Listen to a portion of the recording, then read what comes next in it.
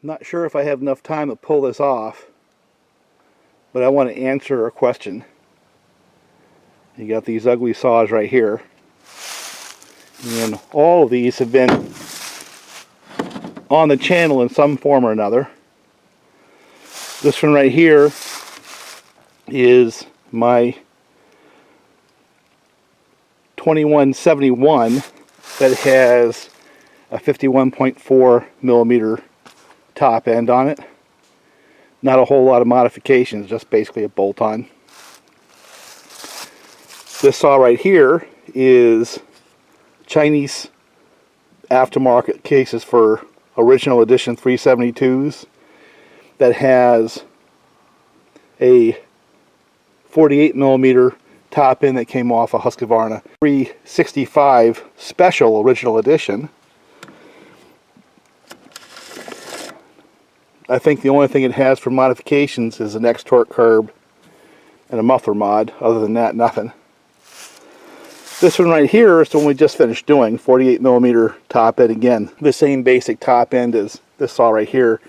Just this one here was used. A little bit more time. And I still haven't finished the build. I got some junk pile parts on it, like the top and some other things. It does have the X-torq carburetor, a little bit bigger opening on the carburetor, and a few minor modifications to the cylinder. So there's a few changes on this saw relative to this, even though the configuration is the same and the top end's essentially the same. This one has a little smaller diameter output on the muffler. This one here is a little bit bigger. This one, there's no modifications whatsoever to the cylinder. Just a base gasket delete and then just slapped on the cases. It does have the X-torq curb, while this one here has got some very small modifications to the cylinder, but it also has the X-torq carb, you know, to breathe a little bit better at higher RPMs. Both of them have X-torq ignitions. Both of them rev limit somewhere around 13.3, 13.4. This one here is just a junk pile build, and so is that one. This one here has some additional modifications. And then my standard bearer is 2172, which is analogous to a 372 X-torq. And there are absolutely no modifications to this saw. The only thing this saw has that's not stock is I pulled the nylon cage bearings and I put some SKF steel bearings in there. And I also took out the base gasket. So yeah, it does have a base gasket delete. But other than that, there's absolutely no changes. So while this may be just a little bit more than stock, I think it represents a stock 372 X-torq quite well. So the question is there any way to see whether going through these exercises pick up any more power or usability than just a standard 372 X-torq off the shelf? That's the question. Now, I have a few answers to that. Some of it we can demonstrate in the wood, some of it we really can't. So what I want to do today is just focus on the power aspect of that. And what I'm going to do right now is just get them all started up. I have a 24-inch Oregon Versacut bar, which I'm going to use on each of these 4 saws to take some test cuts in that piece of wood right there, which is buried in weeds. So the first thing I have to do is put that 24-inch bar on my standard bearer, go clear out the weeds, make a few test cuts, get the camera set up, get some more that I can time, and then swap that bar to each of these different saws, warm them up, and take some more test cuts. And I got a freaking airplane in the background making all kinds of noise.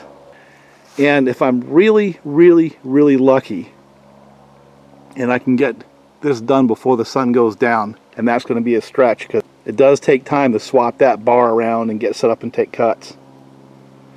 I'm going to see if I can get that big old 100cc Solo fired up, because that's going to be a saw featured in one of the upcoming videos with Bob. As an aside,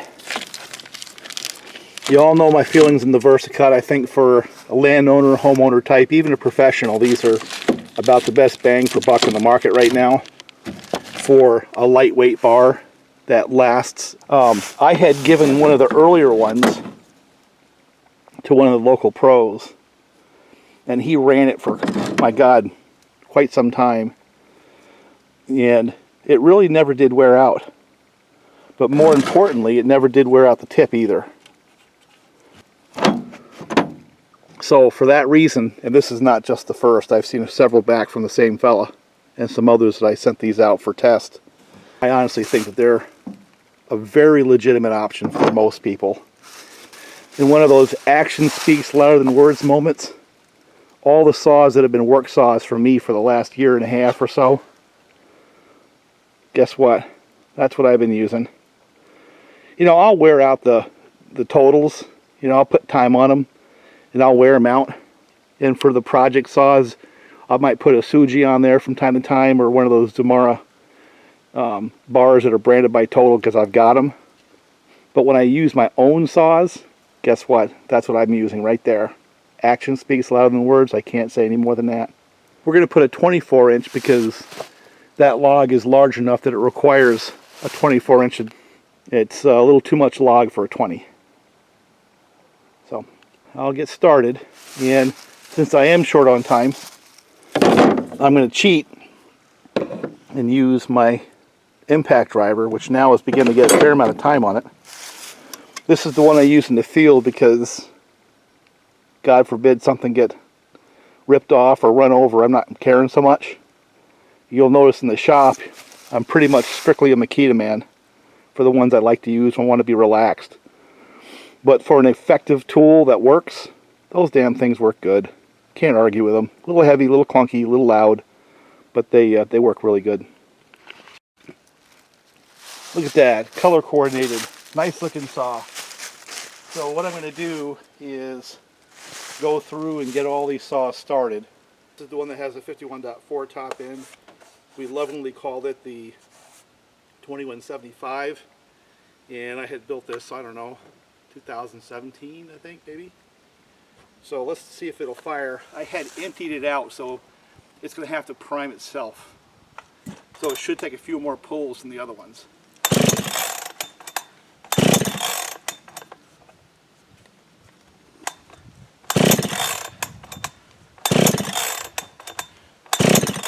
So this is taking it off the shelf and getting it fired up after probably a year or so at least of sitting.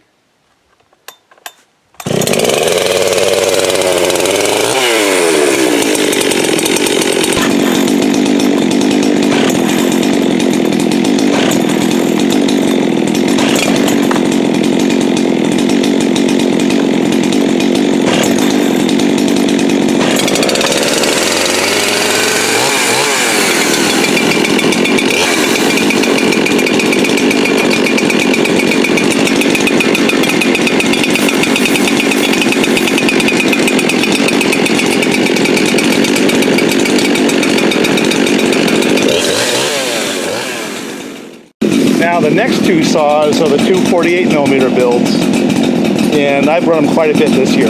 One I built this year and one I built, I guess, last year sometime. No, I guess 2 years ago.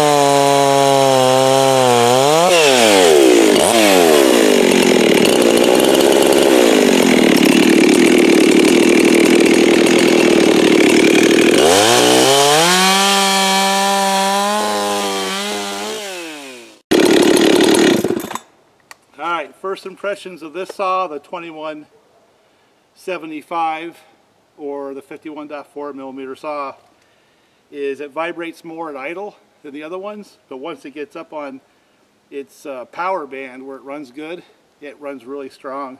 Let's see if it restarts, and we'll go to the next one. I'm going to start with just the bar and chain that they have. You know, how do they compare coming right off the shelf? Alright, let me do the next one.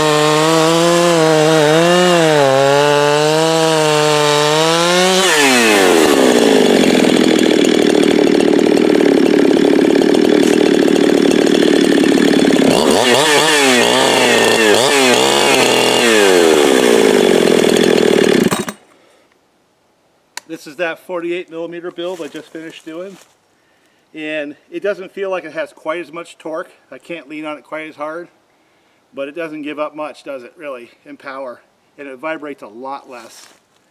Let's see if it restarts.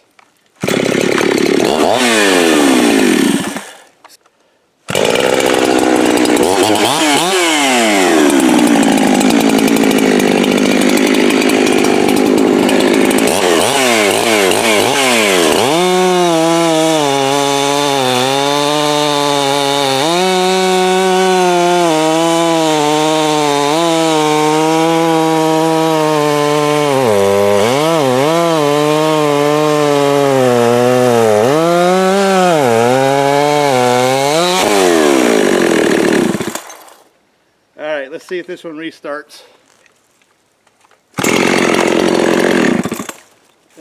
This one right here is not in the same league in terms of power or torque. That'll be obvious. Very low vibration. So, I still wouldn't pick it because the other 48 millimeter has got it all over this one in terms of power. Alright, last saw. This one is a stock with a base gasket removed is all. Brand new bar and chain, 2172. And I don't know where it's going to fit into this mix, but we'll find out, right?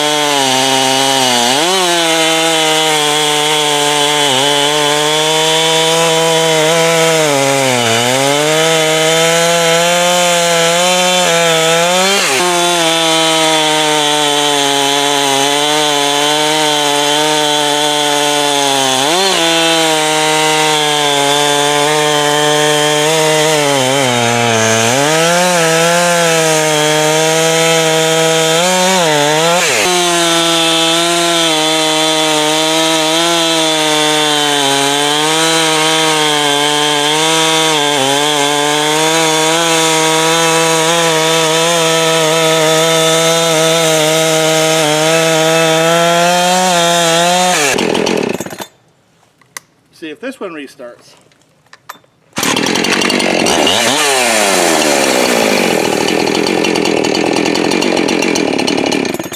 That's a nice running saw, and I think it's going to be a little deceptive in terms of how much power it has. It actually runs kind of smooth. That's a sweet running saw, but at this point in time, without actually changing bars and chains going back to back, I would say that my modified 48 millimeter would be the saw I'd pick, and it might have the most power. It's a toss-up between that and the 2175 that has a 51.4 millimeter top end. Those two are going to be at the top of the power stack, followed by this, followed by the other 48 millimeter build. So that was the test cuts for this saw. I'm going to start changing out bar and chains. Yeah, one thing I want to point out is the way the clutch and the sprocket are on these 372s. It makes it pretty easy to easily chain swap. And I also want to point out that brand new bar and chain and 7-tooth Oregon sprocket on this one. Let's make sure they all have the same sprocket, so that's, you know, a little more apples to apples.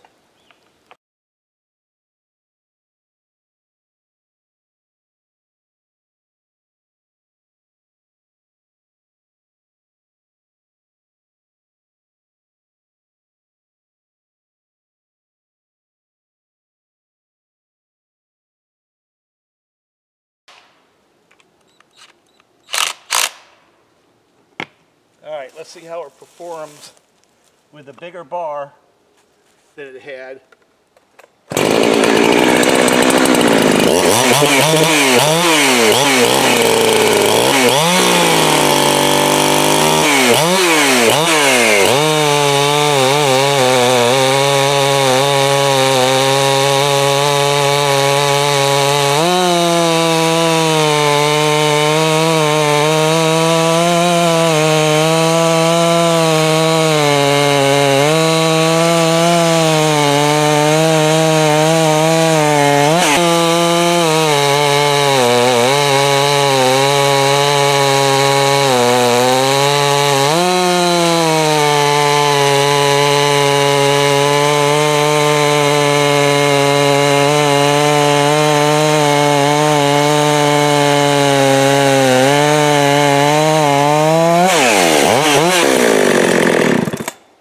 See if it restarts.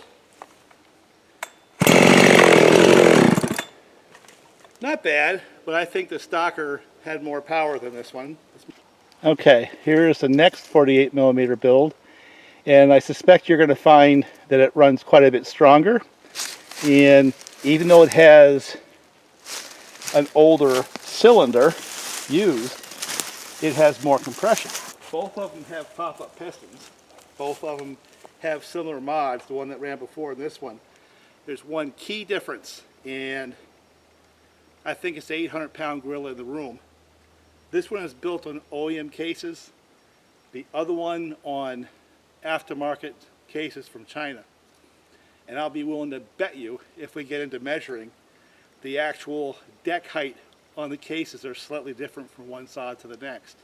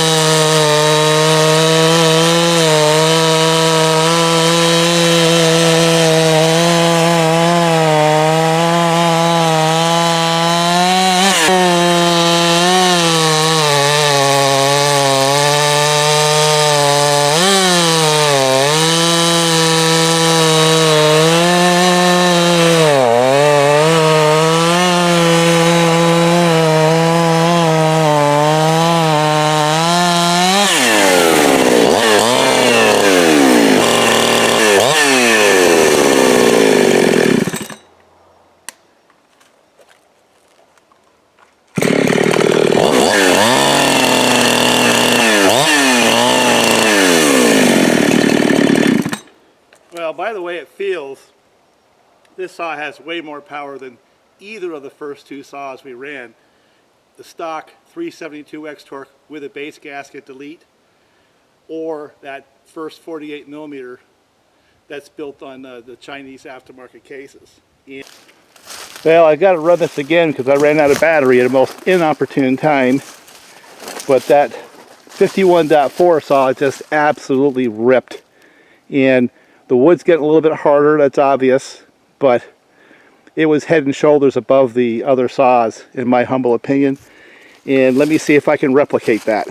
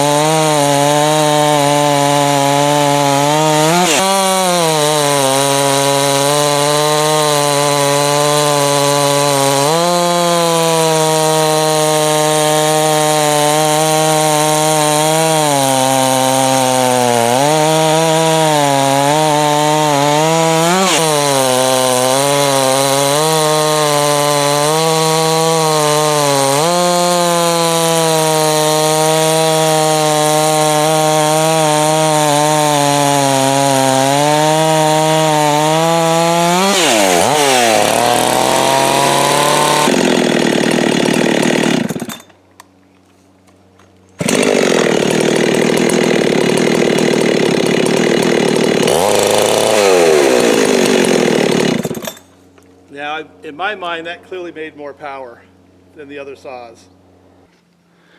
All right, back to the 48 real quick. Let's do a couple of cuts.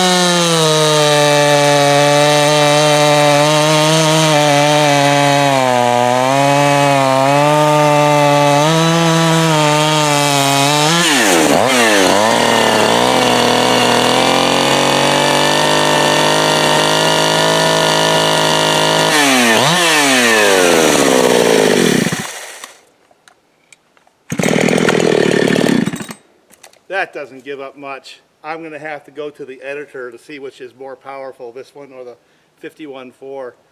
So a mildly modified 48 millimeter with a pop-up piston, X-torq carb, some minor modifications, and a muffler. That's what this is, but it's one that you can replicate.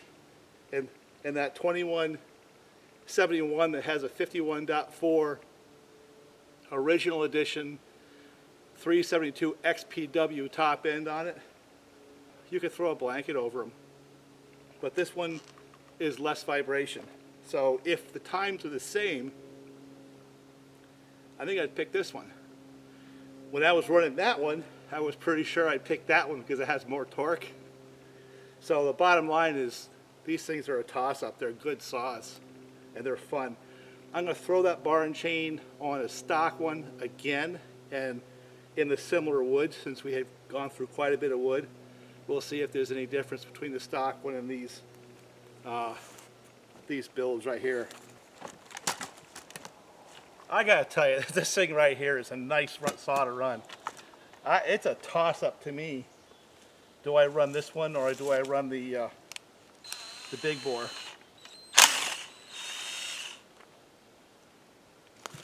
All right, this is back to the stock saw.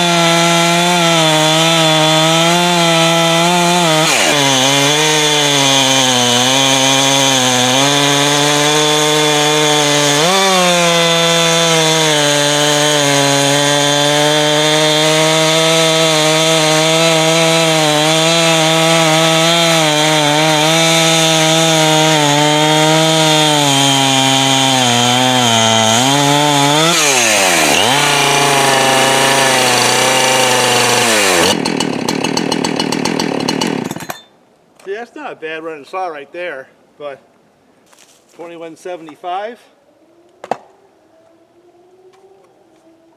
2165, 48 millimeter build,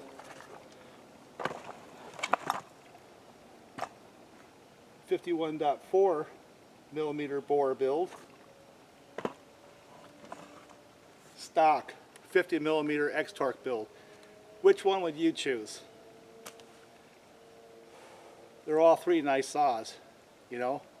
Obviously the stock saw runs nice. It runs exactly as it should. It's a very nice running saw.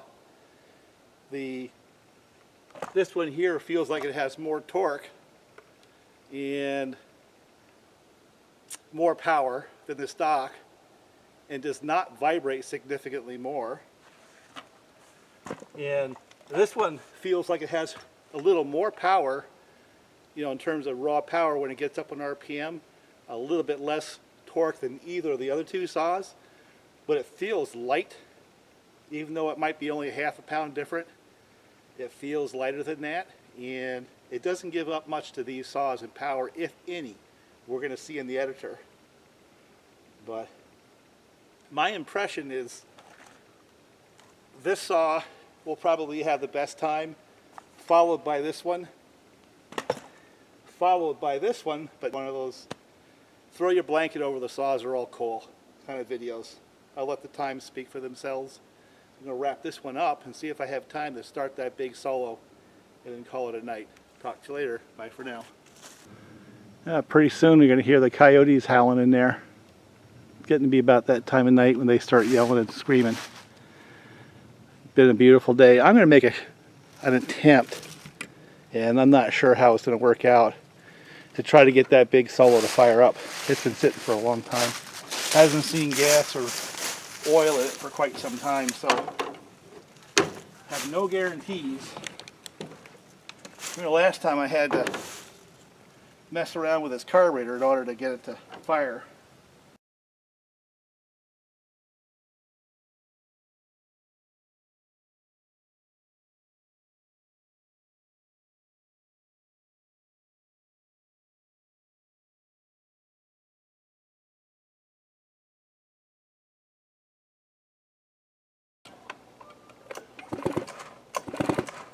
Plenty of spark.